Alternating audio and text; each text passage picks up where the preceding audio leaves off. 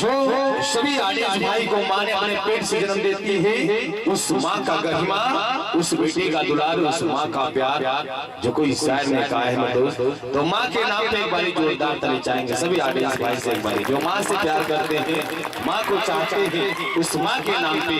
लेकिन कहना है मेरे दोस्त कि माँ की दुआ कभी खाली नहीं जाती, माँ की दुआ कभी खाली नहीं जाती, और माँ की बात कभी टाली नहीं जाती।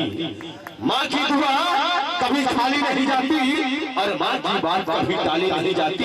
अरे बर्तन मांज कर 4 बच्चे को पाल लेती है माँ, बर्तन मांज कर 4 बच्चे को पाल लेती है माँ, पर 4 बच्चों से एक माँ कभी पाली नहीं जाती, कभी पाली नहीं जाती, कभी पाली नहीं जाती। आइए मेरे दोस्त, हमारे साहब की तरफ से मोनू भैया, हमारे मोनू साहब जो कंपनी के प्रोवाइडर है, मैनेजर है, जो पूरे कारोबार संभालते हैं, जो अपनी माँ से प्यार करते हैं, उस माँ के नाम पे बड़े भैया की तरफ से 11 रुपए का आशीर्वाद है, स्वागत है, सम्मान है इस पावन पवित्र धरती पे।